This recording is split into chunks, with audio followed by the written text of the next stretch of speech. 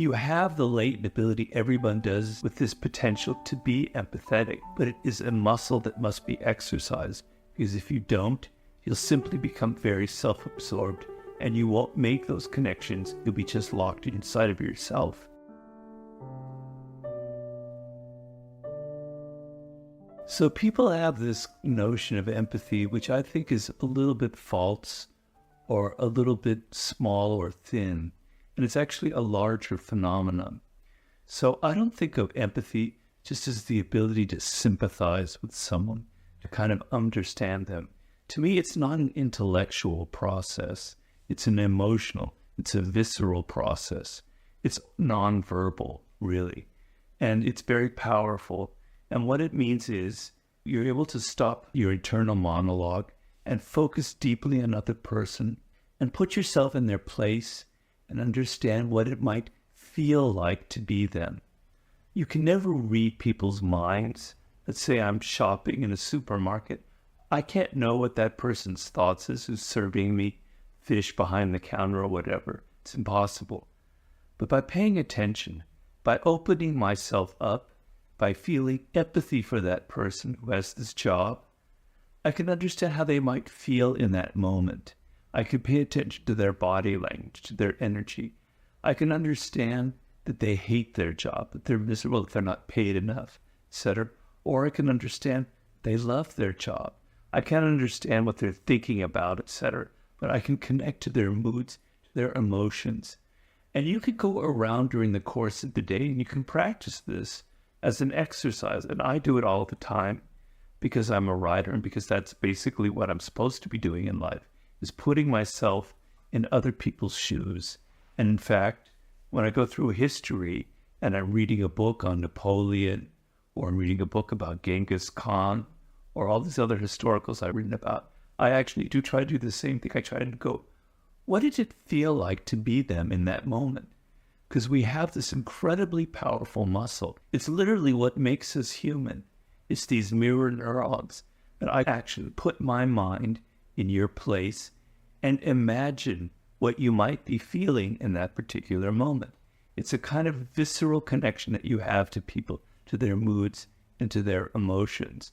And it's very, very important as a social skill that you develop this.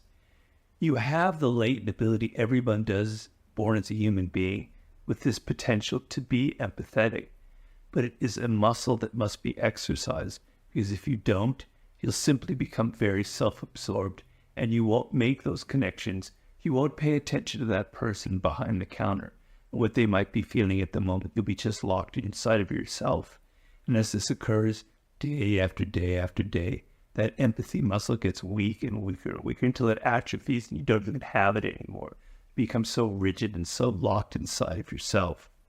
Okay, so it's very, very important. Now the question is, and it's a legitimate question that people asked it before, can you go too far with empathy? And yes, it is possible. So a lot of people who get involved with toxic personalities, they feel for them, because toxic people don't announce themselves. They don't go, I'm aggressive, I'm a narcissist, I'm grandiose. They're very clever, they're very charming. They can be very seductive and interesting when you first meet them. And you feel empathy for them because they also they have some pain in their life and you can sense it and you open up to them. And then they prey on that openness. They prey on your ability that you've opened up too much to them. You become too vulnerable. You empathize too much to the point where you can't distance yourself. Okay? So the point of empathy is to be able to get yourself inside other people's shoes. But there's a limit to it. You can't become them. You can't so identify with yourself that their problems become your problems. You can understand their problems. You can maybe try and help them. But at a certain point, you put your hand up and you go, I'm not going past this particular point, because the energy that's involved, if they are a toxic person, will suck me up. It's what I call, in the 48 laws of power, infection. And that's the negative side of empathy, where you get involved with an infecting person and you can't disentangle yourself from them. When I'm going around practicing empathy, I'm not involved with these people. I'm just imagining who they are. When I'm interacting with someone who's a colleague or a friend, there's a level of trust there. I know who they are.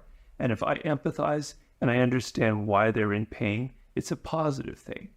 But if there's a stranger that has entered my life, I'm a little bit wary of them, like you should be with any stranger, where you should have a little bit of distance and go, can I trust them?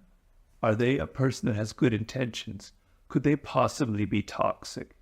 And in the laws of human nature, I give you ideas about how you can identify these toxic people before you get involved. So you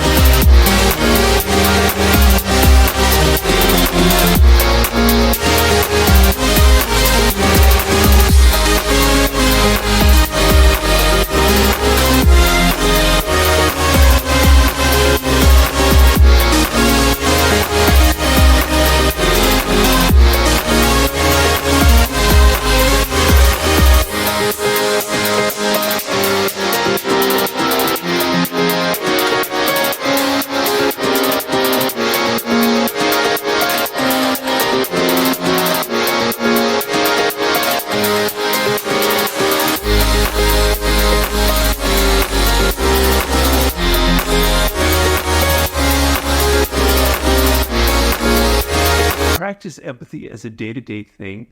And when it comes to people that you know that you interact with every day and it's a new person in your life, you have just a little bit of wariness where you feel them out and you go, can I trust them with involving myself emotionally with these people? So that's how I think those are the limits to empathy for me.